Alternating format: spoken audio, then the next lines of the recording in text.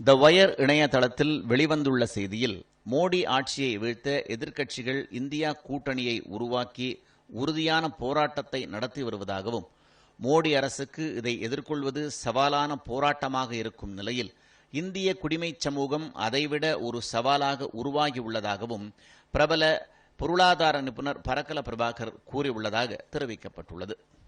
மோடி ஆட்சியை வீழ்த்த இவர்களது முயற்சி பெரும் பலனை கொடுக்கும்.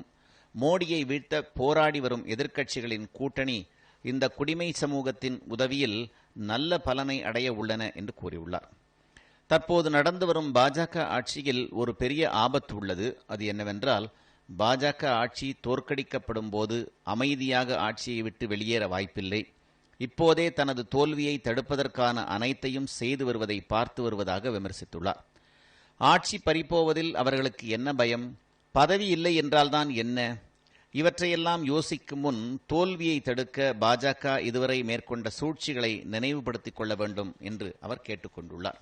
தலைமை தேர்தல் ஆணையரை தேர்வு செய்யும் குழுவிலிருந்து உச்சநீதிமன்ற நீதிபதியை நீக்கி இந்திய ஜனநாயகத்தை உறுதி செய்யும் ஒரு முறையில் இருந்து உச்சநீதிமன்றத்தின் பங்கை இல்லாமல் செய்துள்ளது பாஜக என்று விமர்சித்துள்ள அவர், ஆளும் கட்சியால் நியமிக்கப்பட்ட தேர்தல் ஆணையர்கள் பாஜகவை தோல்வியடைய விடுவார்களா என்பதே சந்தேகமாக உள்ளது. ஏனெனில் தேர்தல் ஆணையத்தின் நடுநிலை தன்மை கேள்விக்குறியாக வருவது கவலைக்குரிய விஷயம் என்று கூறியுள்ளார். தேர்தல் ஆணையத்தால் அறிவிக்கப்பட்டுள்ள பகுத்தறிவற்ற தேவையில்லாத நீண்ட தேர்தல் அட்டவணை கூட ஆளும் கட்சிக்கு சாதகமாகவும் அதன் விருப்பத்தை நிறைவேற்றுவதாகவும் அமைந்தது என்பதை சுட்டிக்காட்டியுள்ள அவர், பிரதமரும் அவரது கட்சித் தலைவர்களும் தேர்தல் நடத்தை விதிமுறைகளை வெளிப்படையாகவே மீறும் போது அவர்கள் மீது தேர்தல் ஆணையம் காட்டுகிற கனிவு தேர்தல் ஆணையத்தின் நடுநிலைமையை மேலும் சந்தேகத்துக்கு உரியதாக ஆக்குவதாக பரக்கல பிரபாகர் விமர்சித்துள்ளார். பாஜக அரசு தனது முதன்மை போட்டியாளரான காங்கிரஸ் கட்சியின் வங்கிக் கணக்குகளை முடக்கியது. நாட்டின் வரலாற்றிலேயே முதன்முறையாக ஆட்சியில் உள்ள முதல்வர்களை கைது செய்து தேர்தல் பிரச்சாரத்தில் ஈடுபடுவதை தடுத்து எதிர்க்கட்சிகளை பலவீனமாக்க முயற்சித்தது. தனது வேட்பாளர்களை எந்த போட்டியுமின்றி தேர்வு செய்ய நியாயமற்ற முறையிலும் தன்னுடைய அதிகார வலிமையையும் பயன்படுத்தியது. சிறிய மற்றும் சுயேட்சை வேட்பாளர்களை வாபஸ் பெற மிரட்டல்கள், சில இடங்களில் அவர்கள் வேட்புமனு தாக்கல் செய்யக்கூட அனுமதிக்கப்படவில்லை. பாஜகவுக்கு எதிராக வாக்களிப்பார்கள் என்ற நிலையில் பல இடங்களில் மக்கள் வாக்களிக்க விடாமல் தடுக்கப்பட்டனர் என்ற செய்திகளும் வெளிவந்ததை அவர் சுட்டிக்காட்டியுள்ளார். தேர்தல் நெருங்கிய போது அரசு மேடைகளிலேயே மீண்டும் ஆட்சிக்கு வருவேன் என அறிவிப்பு செய்த பிரதமர், நாடாளுமன்றத்தில் உரையாற்றும் போது கூட மீண்டும் ஆட்சிக்கு வருவேன், தமது கட்சி 400 இடங்களில் வெற்றி பெறும் என பிரகடனப்படுத்திக் கொண்டிருந்தார். தனது மோசமான ஆட்சி மீதான வெறுப்பில் மக்கள் கோபம் கொண்டிருப்பதையும் தனது தோல்வியையும் மூடி மறைக்க என்னவெல்லாம் செய்ய முடியுமோ அனைத்தையும் பிரதமர் செய்தார் என்றும் அவர் குற்றம் சாட்டியுள்ளார்.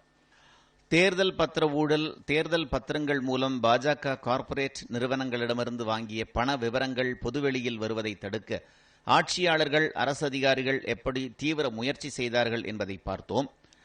இந்திய தேர்தல் ஆணையத்திற்கும் பாரத ஸ்டேட் வங்கிக்கும் உச்சநீதிமன்றம் அழுத்தம் கொடுத்துதான் தேர்தல் பத்திர விவரங்களே வெளியே வந்துள்ளன. அதன் பிறகுதான் அது சார்ந்த ஊழல் விவரங்கள் விரிவாக வெளிவந்துள்ளன. இத்தகைய சூழலில் பாஜக தோற்கும் போது புதிதாக அமையும் அரசு இந்த ஊழல் குறித்தான விசாரணைகளை தீவிரப்படுத்தும் என குறிப்பிட்டுள்ளார். மோடி அரசால் மறைத்து வைக்கப்பட்டுள்ள PM கேர்ஸ் நிதி குறித்த விவரங்கள் அனைத்தும் வெளிக்கொண்டு வரப்படும்.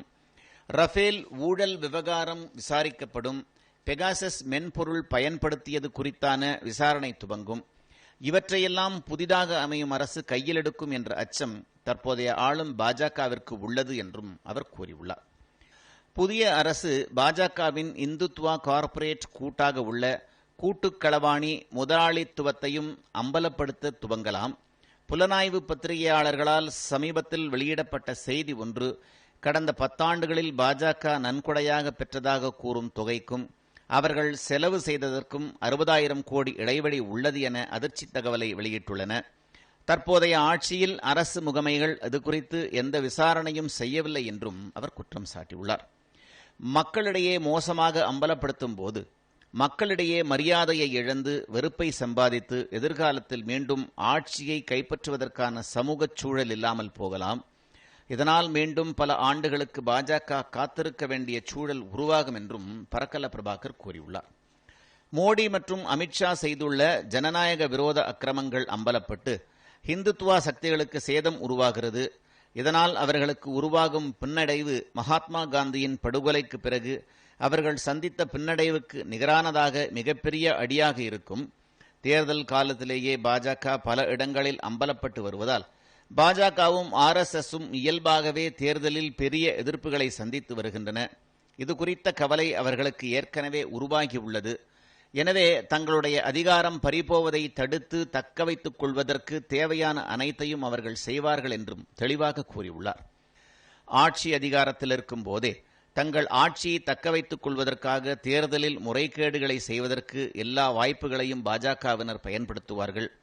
இதற்கு முன்பு நடந்த தேர்தல்கள் போல இந்த தேர்தலும் ஜூன் 1 வாக்குப்பதிவு முடிந்து ஜூன் 4 அன்று முடிவுகள் அறிவிக்கப்பட்டுவிடும் என நாம் உறுதியாக கூற முடியாது.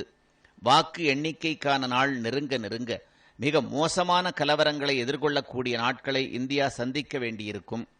வாக்குப்பதிவின் போது தங்களுக்கு விருப்பமான கட்சிகளுக்குத்தான் மக்களின் வாக்குகள் போய் சேருகிறதா என்பதை உறுதி செய்திட எதிர்க்கட்சிகள் இன்னும் கூடுதல் விழிப்புடன் இருக்க வேண்டியது மிக மிக அவசியம் எனவும் த வயர் இணையதளத்தில் பொருளாதார நிபுணர் பரக்கலா பிரபாகர் தெரிவித்துள்ளார்.